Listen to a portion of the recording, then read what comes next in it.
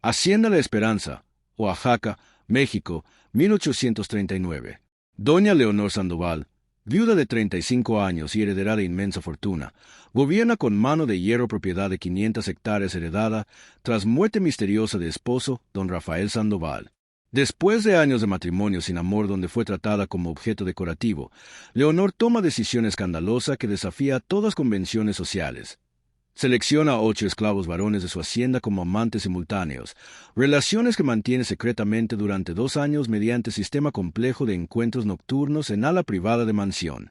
Escándalo explota cuando hijo de su difunto esposo, Rafael Jr., regresa de Europa en 1841 y descubre verdad mediante criada despechada. Lo que sigue es batalla legal, moral y social que expondrá hipocresías de sociedad mexicana donde hombres aristocráticos mantienen concubinas esclavas sin consecuencias mientras mujer que hace lo mismo enfrenta destrucción total. Antes de saber el desenlace de esta emocionante historia, suscríbete al canal para acompañar nuevas historias que emocionan, inspiran y transforman. Capítulo 1. La hacienda La Esperanza se extendía majestuosa en tierras fértiles de Oaxaca en año de 1839, propiedad colonial de 3 pisos con arquitectura imponente que había sido construida generaciones atrás por familia Sandoval, una de dinastías más antiguas y respetadas de región. 500 hectáreas de tierra cultivaban caña de azúcar, maíz y algodón mediante trabajo de más de 200 esclavos que, a pesar de abolición oficial de esclavitud, en 1829, permanecían atados a tierra mediante sistema de peonaje por deudas que era esclavitud con nombre diferente. Doña Leonor Sandoval era mujer de 35 años cuya belleza había madurado desde juventud efímera a elegancia permanente, cabello negro azabache que contrastaba dramáticamente con piel clara, ojos verdes penetrantes heredados de madre francesa, figura que años no había marchitado, presencia que comandaba atención en cualquier habitación que entraba. Pero detrás de apariencia impecable de viuda aristocrática, yacía historia de dolor acumulado que finalmente había fermentado en rebelión silenciosa contra el sistema que la había oprimido. Don Rafael Sandoval, su difunto esposo quien había muerto hace 3 años en accidente de caballo que algunos criados susurraban no fue tan accidental, había sido hombre de 58 años cuando murió, 30 años mayor que Leonor cuando se casaron cuando ella tenía apenas 17 años. Matrimonio arreglado por padres de Leonor que buscaban alianza con familia Sandoval. Rafael había tratado a Leonor durante 18 años de matrimonio no como esposa, sino como posesión decorativa. La exhibía en eventos sociales, exigía perfección en administración de casa, pero emocionalmente la ignoraba mientras mantenía abiertamente a 3 concubinas esclavas en hacienda que producían hijos bastardos que Rafael reconocía con orgullo mientras negaba afecto a esposa legítima. Leonor, tu único propósito es mantener apariencias sociales apropiadas, le había dicho Rafael incontables veces. Amor es concepto romántico y necesario. Yo busco placer donde lo encuentro. Tú mantienes dignidad de apellido Sandoval. Era vida de humillación constante donde Leonor escuchaba criadas chismear sobre aventuras de su esposo, donde veía a hijos bastardos de Rafael correr por hacienda mientras su propio vientre permanecía vacío porque Rafael raramente la tocaba excepto cuando necesitaba exhibirla como esposa fértil ante sociedad. Encuentros mecánicos y fríos que nunca produjeron descendencia. Cuando Rafael murió en 1836, Leonor heredó todo porque Rafael no había tenido hijos legítimos con ella, pero tampoco había cambiado testamento para favorecer a bastardos. Leonor se convirtió instantáneamente en una de las mujeres más ricas de Oaxaca, posición que la liberaba de necesidad de volver a casarse si no quería. Durante el primer año de viudez, Leonor cumplió duelo tradicional, vestidos negros, aislamiento social, apariencia de esposa afligida. Pero internamente, estaba planeando liberación de cadenas invisibles que sociedad imponía a mujeres de su clase. En segundo año, 1838, Leonor comenzó comportamiento que eventualmente causaría escándalo que sacudiría Oaxaca. Empezó notando esclavos varones que trabajaban en hacienda con ojos diferentes, no como propiedad, sino como hombres con cuerpos, inteligencias, personalidades. Específicamente, 8 hombres capturaron su atención durante meses de observación cuidadosa. Diego, de 28 años, trabajaba como herrero y tenía fuerza física notable. Miguel, de 25, era carpintero con manos hábiles y rostro hermoso. Carlos, de 30, administraba establos con autoridad natural. Antonio, de 27, era músico talentoso que tocaba guitarra en festividades. Javier, de 29, trabajaba en campos pero leía secretamente libros que Leonor le había dado. Luis, de 26, era cocinero con creatividad culinaria. Fernando, de 32, era jardinero que creaba belleza de tierra. Y Tomás, de 24, era el más joven. Trabajaba en casa principal con inteligencia aguda. Leonor comenzó invitando a cada uno separadamente a habitaciones privadas de ala personal de mansión bajo pretexto de tareas específicas, reparaciones, consultas sobre administración, discusiones sobre mejoras. Durante estos encuentros iniciales, hablaba con ellos como humanos iguales, preguntaba sobre vidas, sueños, frustraciones. Para hombres que habían sido tratados como propiedad sin voz toda vida, atención de mujer poderosa era intoxicante. Diego, ¿alguna vez deseaste vida diferente? Preguntó Leonor durante conversación privada. ¿Vida donde no fueras propiedad sino hombre libre? Todos los días, doña Leonor, respondió Diego cautelosamente. Pero deseos no cambian realidad. ¿Y si realidad pudiera cambiar dentro de estos muros? Si pudiera ofrecerte algo que sociedad dice que no puedes tener. Era seducción, pero no solo física. Era seducción de dignidad, de ser visto, de ser valorado. Leonor sabía exactamente lo que hacía. Estaba ofreciendo a estos hombres lo que Rafael le había negado a ella durante años, reconocimiento de humanidad. Durante meses siguientes de 1838, Leonor estableció relaciones secretas con 8 esclavos simultáneamente. No era amor romántico, sino transacción compleja donde ambas partes ganaban algo. Leonor ganaba poder, placer y venganza contra el sistema que la había oprimido. Ellos ganaban tratamiento preferencial, educación secreta, promesas de libertad eventual y experiencia de ser deseados en lugar de solo usados. El sistema funcionaba mediante horario cuidadoso que Leonor administraba con precisión militar. Cada uno tenía noche específica de semana, encuentros en ala privada cuando casa dormía, entrada y salida por pasajes discretos. Leonor juramentó a cada uno secreto absoluto bajo amenaza de castigos severos si revelaban a otros o a cualquiera. Lo que compartimos debe permanecer entre nosotros, advertía a cada uno. Si alguien descubre, todos sufriremos consecuencias terribles. Durante año completo, el sistema funcionó sin problemas. Los 8 hombres obedecían reglas estrictamente porque alternativa era volver a ser tratados como propiedad sin privilegios. Leonor se sentía más viva que nunca, ejerciendo control sobre vida que nunca tuvo durante matrimonio. Pero secretos tan escandalosos raramente permanecen enterrados para siempre, especialmente en hacienda llena de ojos y oídos de criados que notaban patrones extraños. Capítulo 2. Durante año de 1839 y primeros meses de 1840, sistema secreto que doña Leonor había establecido continuó funcionando con precisión casi perfecta. Los 8 esclavos seleccionados disfrutaban privilegios que los distinguían notable de otros trabajadores de hacienda. Mejor comida que Leonor ordenaba específicamente de cocinas, habitaciones privadas mejoradas en lugar de barracones comunitarios, ropa de mejor calidad y, especialmente, tratamiento respetuoso de ama de hacienda que causaba envidia y especulación entre otros esclavos. Leonor también había comenzado a educar secretamente a sus 8 amantes. Durante encuentros nocturnos, además de compañía que buscaba, dedicaba tiempo a enseñarles a leer, escribir y discutir ideas filosóficas, políticas y literarias que había aprendido de tutores privados durante juventud privilegiada. Para hombres que habían sido deliberadamente mantenidos ignorantes por sistema que beneficiaba de su analfabetismo, esta educación era regalo extraordinario. Miguel, lee este párrafo de Rousseau sobre igualdad natural de hombres. Instruía a Leonor durante sesión nocturna en biblioteca privada de ala personal. Miguel, carpintero de 26 años, cuyas manos callosas contrastaban con delicadeza con que sostenía el libro, leía laboriosamente pero con comprensión creciente. El hombre nace libre pero en todas partes está encadenado. Uno se cree amo de otros cuando en realidad es más esclavo que ellos. ¿Qué significa para ti?, preguntaba Leonor. Significa que su esposo don Rafael, que me poseía legalmente, era también esclavo del sistema que lo obligaba a actuar con crueldad para mantener posición. Y significa que usted, doña Leonor, aunque aristócrata, fue también esclavizada por matrimonio que no eligió. Era conversación que Leonor no podría tener con aristócratas de su círculo social, quien defenderían sistema que los privilegiaba. Pero con estos 8 hombres que vivían realidad opresión diariamente, podía ser completamente honesta. Exactamente, Miguel. Todos somos prisioneros del sistema, aunque algunos tienen celdas más cómodas que otros. Pero mientras Leonor se sentía liberada por rebeldía secreta, no había anticipado complicación emocional que desarrollaría. Varios de 8 hombres comenzaron a sentir afecto genuino por ella que trascendía transacción original, y algunos comenzaron a sentir celos de otros 7. Diego, herrero de 30 años con personalidad más dominante, fue primero en expresar incomodidad con arreglo. Doña Leonor, entiendo que necesita mantener discreción, pero saber que comparte cama con 7 otros hombres además de mí me causa dolor que no puedo ignorar.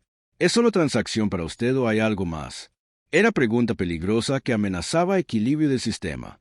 Leonor necesitaba ser honesta pero también firme. Diego, aprecio a cada uno de ustedes de manera diferente. No puedo ofrecer amor exclusivo que sociedad romantiza, pero ofrezco algo que considero más valioso: respeto, dignidad y tratamiento como humano igual. Si eso no es suficiente, puedes elegir terminar arreglos sin castigo.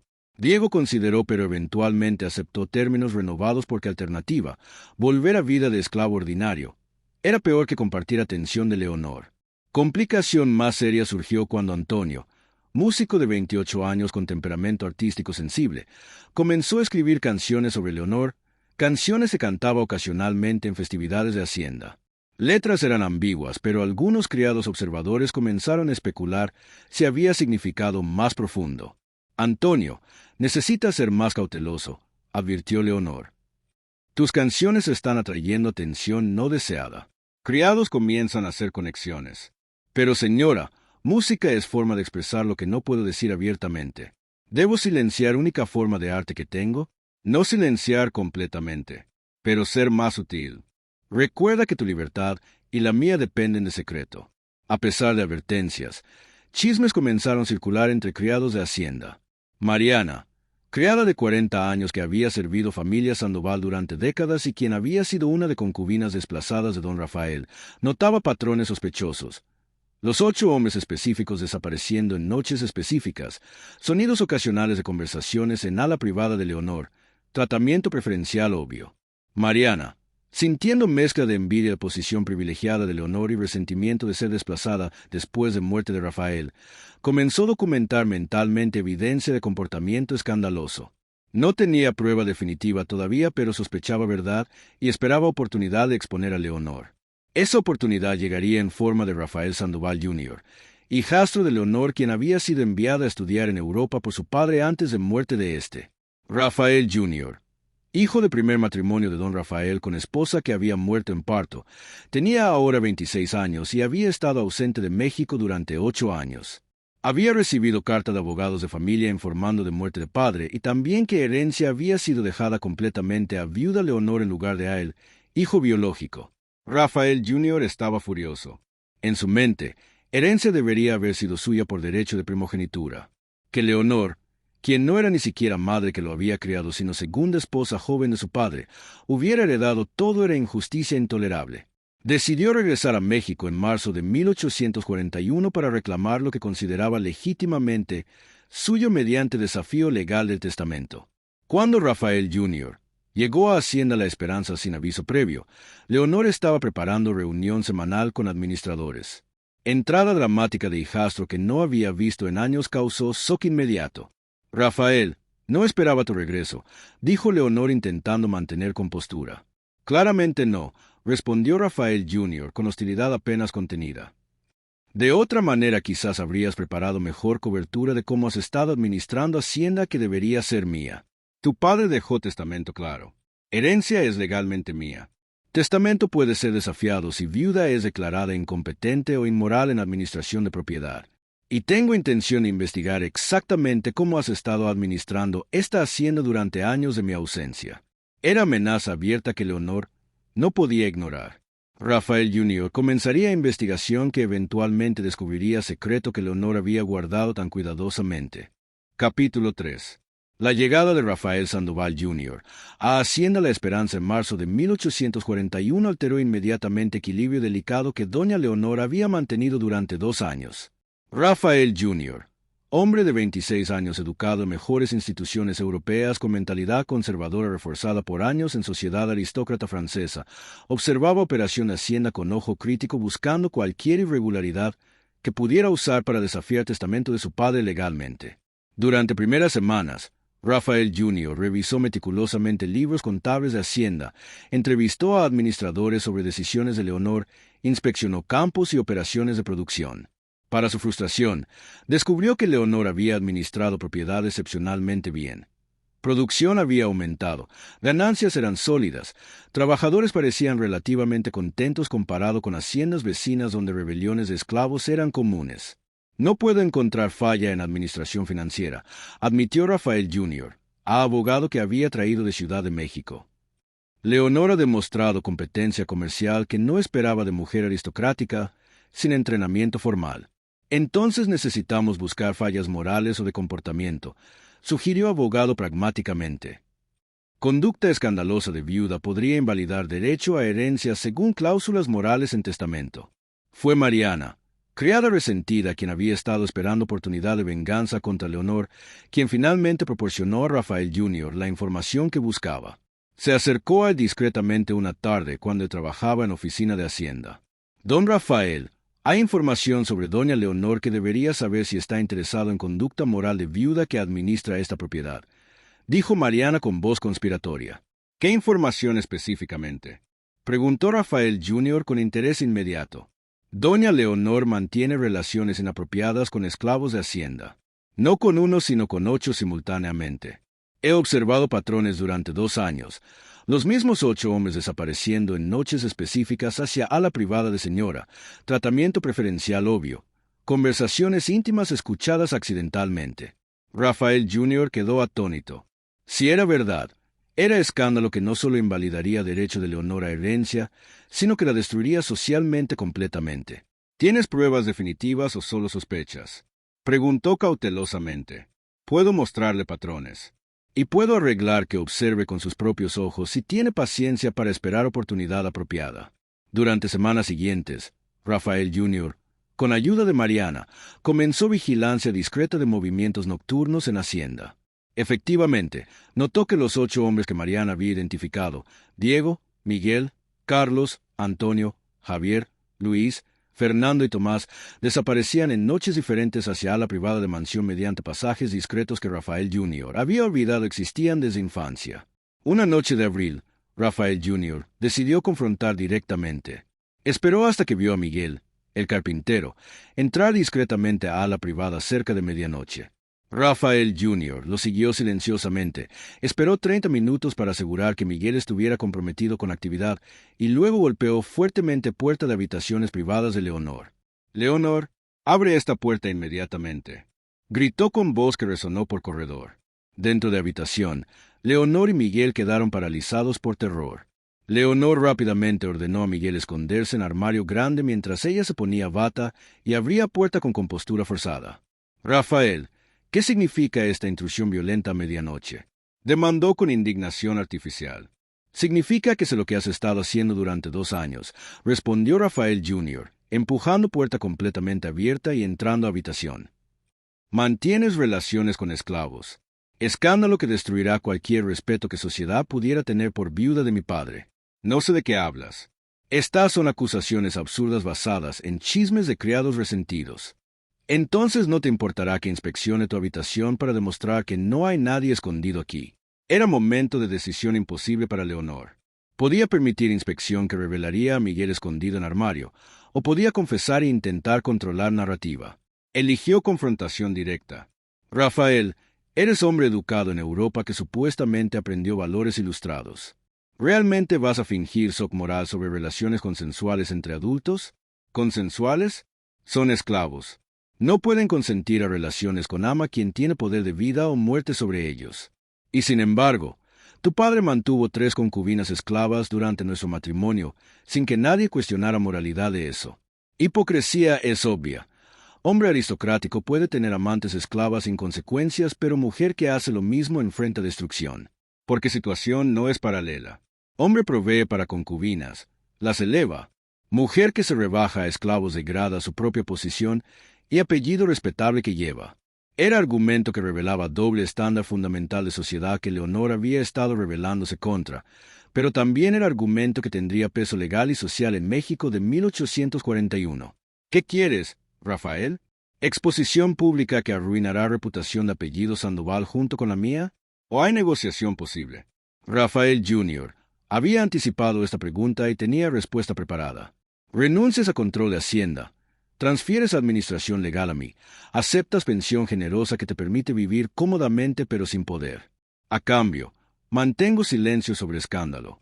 Alternativa es exposición pública, juicio de opinión social y probable pérdida de todo mediante proceso legal donde tu conducta moral será examinada públicamente. Era chantaje efectivo.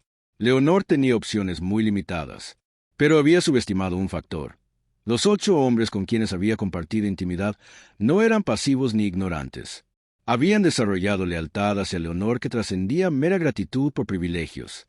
Y cuando Miguel salió de armario después de que Rafael Jr. se fue, comenzó plan con otros 7 para proteger a mujer que los había tratado como humanos por primera vez en vidas. Capítulo 4. Los días siguientes a confrontación entre Rafael Sandoval Jr. y doña Leonor fueron de tensión casi insoportable en Hacienda La Esperanza. Rafael Jr. había dado ultimátum a Leonor. Tenía una semana para decidir si renunciaba voluntariamente a control de Hacienda o enfrentaba exposición pública de escándalo. Leonor, por primera vez en años, se sintió verdaderamente impotente, atrapada entre opciones igualmente destructivas. Pero mientras Leonor consideraba futuro sombrío, los 8 hombres con quienes había compartido relaciones secretas se reunieron clandestinamente en cobertizo abandonado en borde de propiedad para discutir situación desesperada. Diego, el herrero de 30 años con personalidad más dominante, convocó reunión urgente. Todos sabemos lo que pasará si Rafael Jr. expone relaciones de doña Leonor públicamente, comenzó Diego. Ella perderá todo: propiedad, reputación, posiblemente libertad si la declaran mentalmente incompetente. Y nosotros probablemente seremos vendidos a plantaciones brutales de Caribe como castigo, separados para siempre. ¿Entonces qué propones?, preguntó Miguel. No tenemos poder legal. Somos propiedad. Testimonios de esclavos no son admisibles en cortes contra palabra de hombre blanco aristócrata. No necesitamos cortes, respondió Antonio, el músico. Necesitamos opinión pública. Y tengo idea de cómo podríamos voltear narrativa a nuestro favor si somos lo suficientemente valientes. Antonio explicó plan audaz. Publicarían carta colectiva en periódico principal de Oaxaca exponiendo hipocresía de sistema donde hombres aristócratas mantienen concubinas esclavas sin consecuencias mientras mujer que hace lo mismo es condenada. No negarían relaciones con Leonor, sino que las presentarían como actos de liberación mutua donde ambas partes elegían libremente participar.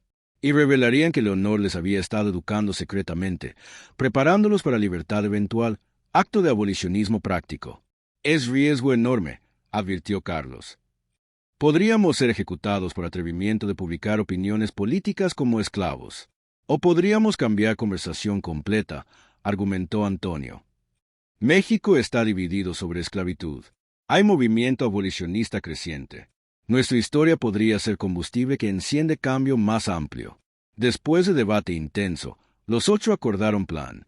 Javier, quien Leonor había enseñado a escribir con mayor habilidad, redactó carta durante 3 noches de trabajo cuidadoso. Carta era obra maestra de retórica que combinaba confesión personal, crítica social y apelación a conciencia moral de lectores. Fragmentos claves de carta decían: nosotros, 8 hombres nacidos en esclavitud en Hacienda La Esperanza, confesamos públicamente que hemos mantenido relaciones con doña Leonor Sandoval con pleno conocimiento y participación voluntaria en medida que hombres sin libertad legal pueden ser voluntarios. Pero preguntamos a sociedad oaxaqueña, ¿por qué esto se considera escándalo mientras incontables hacendados, incluido difunto don Rafael Sandoval, mantuvieron concubinas esclavas sin crítica social? Doña Leonor nos trató como humanos iguales, nos educó, nos prometió libertad. ¿Es esto crimen o es abolicionismo práctico? Dejamos que México juzgue. Carta fue entregada anónimamente a El Oaxaqueño Liberal, periódico conocido por posiciones abolicionistas moderadas. Editor: don Sebastián Ruiz, hombre de 48 años con reputación de integridad periodística, reconoció inmediatamente que carta era dinamita social. Publicarla causaría escándalo, pero también abriría debate necesario sobre hipocresía del sistema de esclavitud en México, donde práctica continuaba ilegalmente bajo nombres diferentes. Después de deliberación con consejo editorial, Sebastián decidió publicar carta en edición del domingo con editorial acompañante que contextualizaba asunto dentro de debate más amplio sobre abolición. edición se publicó el 15 de mayo de 1841. Reacción fue explosiva e inmediata. Sociedad aristocrática de Oaxaca estaba dividida. Conservadores denunciaban comportamiento de Leonor como degradación moral intolerable. Liberales progresistas señalaban hipocresía obvia de condenar a mujer por lo que hombres hacían rutinariamente. Abolicionistas usaban historia como evidencia de corrupción moral inherente de esclavitud. Rafael Sandoval Jr. estaba furioso porque exposición pública que había planeado usar como chantaje privado ahora estaba en dominio público pero con narrativa que él no controlaba. Intentó responder con carta propia denunciando a Leonor, pero su argumento de doble estándar era demasiado obvio y varios periódicos liberales publicaron editoriales mordaces señalando hipocresía. Leonor, inicialmente devastada por exposición pública, gradualmente se dio cuenta que narrativa estaba volviéndose más favorable de lo que había anticipado. Recibió cartas de apoyo de mujeres aristócratas secretamente, mujeres que habían sufrido matrimonios sin amor similares y que admiraban valentía de Leonor aunque no podían expresarlo públicamente. Pero batalla real estaba apenas comenzando. Rafael Jr., respaldado por sector conservador de sociedad oaxaqueña, presentó demanda legal formal para anular testamento de su padre basándose en conducta inmoral de Leonor. Caso iría a juicio público donde todos detalles serían examinados minuciosamente. Los 8 esclavos, mientras tanto, enfrentaban amenazas de hacendados conservadores que querían hacerlos ejemplo de lo que pasa cuando esclavos se atreven a hablar públicamente. Hubo intentos de intimidación, ofertas de compra forzada, incluso amenazas veladas de violencia. Leonor tomó decisión que sorprendió a todos. Usó fondos personales considerables para contratar a mejor abogado abolicionista de Ciudad de México, licenciado don Gustavo Mendoza, hombre de 55 años con reputación de brillantez legal y compromiso con justicia social, para defender no solo su derecho a herencia, sino también para argumentar que los 8 hombres merecían libertad inmediata. Doña Leonor, si ganamos este caso, cambiará precedente legal sobre derechos de esclavos en México, explicó Gustavo. Pero también podríamos perder todo. ¿Está dispuesta a arriesgar tanto? Ya he perdido reputación social. Lo único que me queda es oportunidad de hacer que escándalo signifique algo más grande que mi historia personal, respondió Leonor con determinación que no había sentido en años. Si voy a ser destruida, al menos será por causa que vale la pena.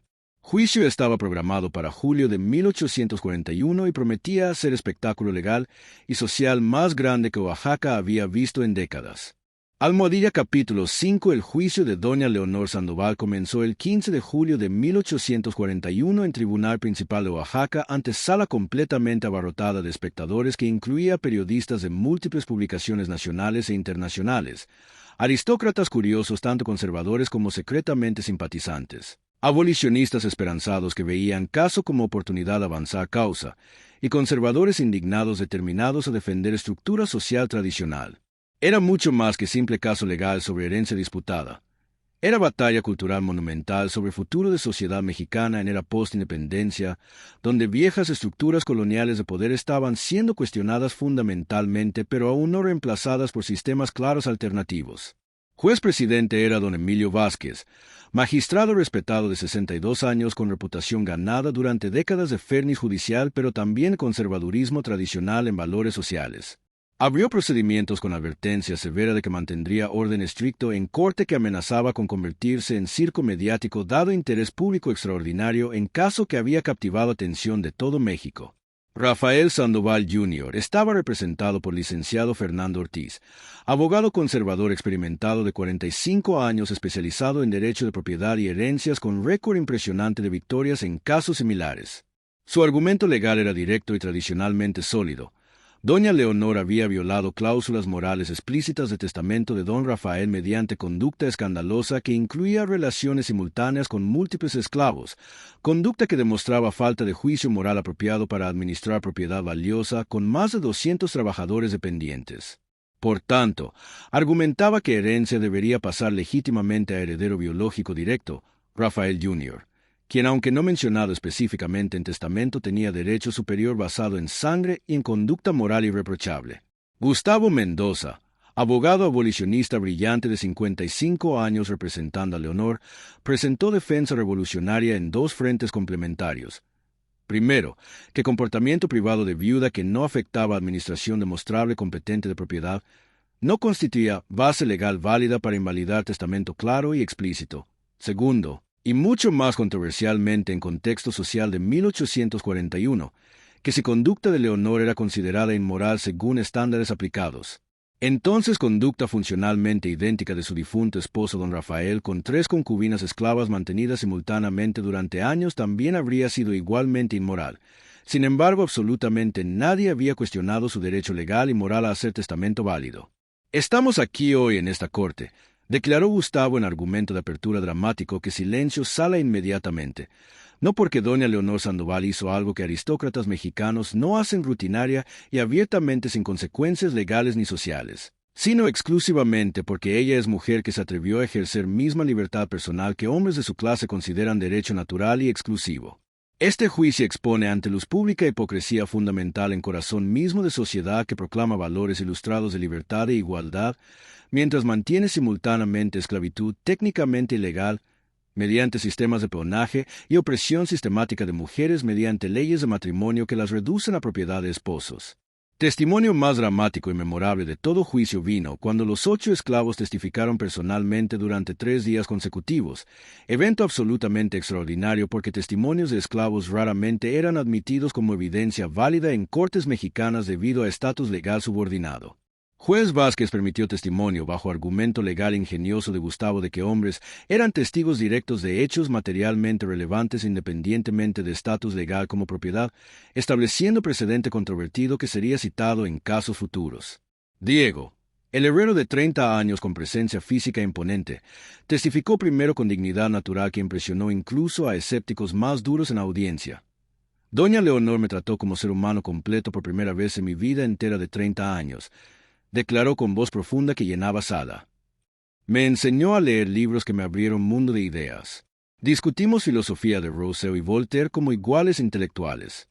Sí, compartimos intimidad física, pero fue relación entre 2 adultos que se respetaban mutuamente, que elegían libremente participar, no explotación de ama poderosa sobre esclavo completamente impotente como concubinas de don Rafael fueron explotadas sistemáticamente, sin voz ni elección real durante años.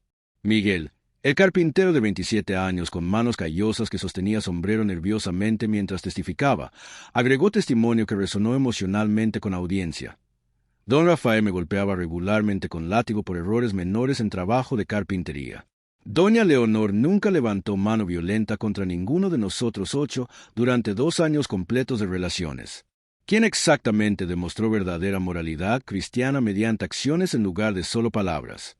Antonio, el músico de 29 años con temperamento artístico sensible, ofreció perspectiva más filosófica y políticamente cargada que causó murmullos intensos. Sociedad Mexicana proclama oficialmente que esclavitud es inmoral y ilegal desde la abolición de 1829, pero la practica abiertamente bajo nombres legales diferentes de peonaje por deudas. Doña Leonor reconoció humanidad fundamental que sistema económico completo niega sistemáticamente. Si ese reconocimiento es considerado inmoral, entonces moralidad misma está completamente invertida y corrupta. Testimonios generaron murmullos constantes y reacciones viscerales en sala dividida.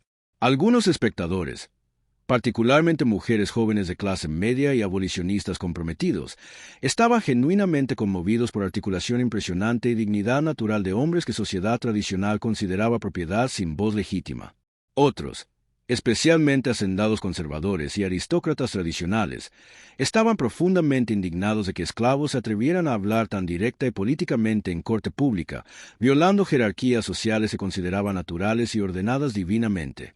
Leonor también testificó durante día completo de interrogatorio exhaustivo, momento que había anticipado con terror paralizante y determinación férrea mezclados. Bajo interrogatorio inicial de su propio abogado Gustavo, conducido estratégicamente, explicó con honestidad brutal años de matrimonio, sin amor ni respeto con Rafael, humillaciones constantes que había sufrido en silencio, y decisión consciente después de viudez liberadora de vivir, según términos propios en lugar de términos dictados por sociedad patriarcal que la había oprimido sistemáticamente desde nacimiento. No niego relaciones con 8 hombres durante periodo de 2 años, declaró Leonor con voz firme que no temblaba a pesar de nervios. Pero rechazo absolutamente que esas relaciones fueran más inmorales que las de mi difunto esposo con sus 3 concubinas esclavas mantenidas simultáneamente, o que incontables otros hombres aristócratas mantienen abiertamente sin enfrentar consecuencias legales ni sociales. Sí, sociedad va a condenarme mediante estándar específico de moralidad, que aplique ese mismo estándar consistentemente a todos hombres aristócratas que hacen exactamente lo mismo, o que reconozca públicamente hipocresía obvia de doble estándar basado exclusivamente en género. Bajo interrogatorio hostil y agresivo de abogado de Rafael Jr. Durante tarde completa, Leonor fue presionada repetidamente sobre si había seducido o forzado a esclavos a relaciones mediante poder absoluto que tenía sobre ellos como propietaria legal. Era pregunta diseñada cuidadosamente para tramparla en admisión de explotación. Si diferencial de poder hace consentimiento genuino completamente imposible como sugiere su pregunta, respondió Leonor con lógica que había preparado con Gustavo, entonces ninguna relación entre amo y esclavo puede ser considerada consensual bajo ninguna circunstancia, incluyendo absolutamente todas las relaciones que mi esposo mantuvo con sus concubinas durante años. ¿Estamos preparados como sociedad para reconocer esa verdad incómoda y aplicar ese estándar consistentemente? Era argumento que exponía problema lógico fundamental. Si aplicaban estándar estricto de que relaciones con esclavos eran inherentemente explotadoras debido a diferencial estructural de poder, entonces necesitaban condenar sistema completo de concubinaje que era práctica común y aceptada socialmente. Si no aplicaban ese estándar consistentemente, entonces no tenían base lógica para condenar específicamente a Leonor por hacer lo que hombres hacían rutinariamente. Juicio se extendió durante 3 semanas completas con testimonios exhaustivos de docenas de testigos diversos, criados que confirmaban relaciones observadas directamente durante años, vecinos aristócratas que testificaban sobre impacto de escándalo en comunidad social, abolicionistas prominentes que argumentaban apasionadamente que caso demostraba necesidad urgente de abolición completa de sistemas de servidumbre, conservadores tradicionales que insistían con igual pasión en que estructura social tradicional debía mantenerse para prevenir caos. Padre Miguel Torres, sacerdote católico de 60 años respetado por comunidad, testificó sobre moralidades de perspectiva religiosa, pero sorprendió a audiencia al no condenar a Leonor absolutamente. Cristo enseñó que quien esté libre de pecado arroje primera piedra. Veo hipocresía cuando hombres que mantienen concubinas condenan a mujer por hacer equivalente. Ambos pueden ser pecado, pero aplicar juicio desigual es también pecado de hipocresía. Deliberaciones de juez Vázquez tomaron 2 semanas adicionales llenas de especulación pública intensa. Finalmente, el 20 de agosto de 1841, emitió veredicto cuidadosamente construido de 50 páginas que satisfizo parcialmente a ambos lados pero completamente a ninguno, típico de compromisos judiciales en casos políticamente cargados. Declaró formalmente que testamento de don Rafael era legalmente válido bajo leyes de México y que conducta privada de Leonor, por más escandalosa socialmente y por más que violara normas morales tradicionales, no constituía base legal suficiente bajo precedentes existentes para invalidar voluntad clara y explícita de testador que había ejercido derecho legal de disponer de propiedad, según preferencia personal. Por tanto, Leonor mantendría control legal completo de Hacienda La Esperanza. Sin embargo, en sección controvertida que causó protestas inmediatas de hacendados conservadores, también ordenó que los 8 esclavos involucrados en escándalo fueran liberados inmediatamente mediante documentos legales de manumisión y compensados financieramente por años de servicio no compensado apropiadamente, estableciendo precedente legal extraordinariamente controvertido sobre derechos emergentes de esclavos en México post-abolición. Rafael Jr. apeló veredicto inmediatamente a Corte Superior en Ciudad de México, proceso que tomó año adicional, pero perdió definitivamente cuando Corte Superior confirmó decisión de Vázquez en 1842. Eventualmente se reconcilió amargamente con realidad política y legal de que herencia permanecería con Leonor y abandonó México permanentemente para regresar a Europa, específicamente a París, donde vivió el resto de vida en amargura de derrota que nunca superó completamente. Los 8 hombres, ahora legalmente libres por primera vez en vidas, enfrentaron decisiones profundas sobre futuros inciertos. Algunos eligieron conscientemente permanecer trabajando en Hacienda La Esperanza como empleados pagados con salarios justos. Otros se mudaron a ciudades para comenzar vidas completamente nuevas con identidades no definidas por pasado de esclavitud. Diego estableció herrería exitosa en centro de Oaxaca que prosperó durante décadas. Antonio se convirtió en músico profesional conocido que tocaba en teatros principales. Miguel continuó carpintería, pero ahora como hombre de negocios independiente con aprendices propios. Relaciones entre Leonor y los 8 hombres evolucionaron después de juicio. Algunas continuaron íntimamente por años, otras se transformaron en amistades profundas sin componente romántico. Leonor nunca impuso expectativas ni hizo demandas, reconociendo que libertad significaba que ellos podían elegir libremente. Leonor vivió hasta 1867, muriendo pacíficamente a 63 años durante época turbulenta de intervención francesa en México. Nunca se casó nuevamente a pesar de propuestas de varios pretendientes que admiraban independencia y coraje. Dedicó últimas 2 décadas y media de vida activa a causas abolicionistas y derechos de mujeres emergentes, usando escándalo que casi la destruyó como plataforma pública para activismo social valiente. Financió escuela para hijos de esclavos liberados, apoyó publicaciones abolicionistas, escribió extensamente bajo seudónimo sobre opresión de mujeres en matrimonio y testificó ante legislatura estatal sobre reformas legales necesarias. En testamento final meticulosamente preparado, dividió Hacienda La Esperanza equitativamente entre los 8 hombres que habían sido sus amantes y quienes habían defendido su dignidad valientemente cuando sociedad entera la condenó. Era reconocimiento final de que relaciones habían sido, a pesar de circunstancias extraordinariamente complejas de origen, genuinas en respeto mutuo profundo que compartieron. Historia de Doña Leonor se convirtió en leyenda controversial persistente en Oaxaca y más ampliamente en México. Para conservadores tradicionales, ejemplo perpetuo de degeneración moral que amenazaba estructura social. Para abolicionistas y feministas tempranas, ejemplo inspirador de mujer que desafió sistema opresor valientemente y expuso hipocresías fundamentales en corazón de sociedad patriarcal. Lección que dejó fue profundamente compleja y matizada. Rebelión contra opresión sistemática tiene costos personales severos, pero también puede catalizar cambios sociales que trascienden escándalo individual. Y que juicio moral de sociedad frecuentemente revela más sobre prejuicios y ansiedades de esa sociedad que sobre carácter verdadero de persona siendo juzgada. En palabras que Leonor escribió en diario privado años después de juicio, pasaje que fue publicado póstumamente: fui condenada no por ser inmoral, sino por ser mujer que rechazó aceptar que moralidad para mi género fuera diferente que moralidad para hombres de mi clase. Si eso me hace escandalosa ante ojos de sociedad hipócrita, acepto título con orgullo y sin arrepentimiento. Los 8 hombres vivieron vidas largas y productivas. Varios casaron y tuvieron familias. Se reunían anualmente en aniversario de liberación para recordar mujer que había cambiado destinos mediante acto de rebelión que costó todo socialmente, pero ganó algo más valioso: dignidad humana fundamental. Y así termina otra historia de épocas pasadas. Suscríbete al canal y acompaña nuevas historias que emocionan, inspiran y transforman.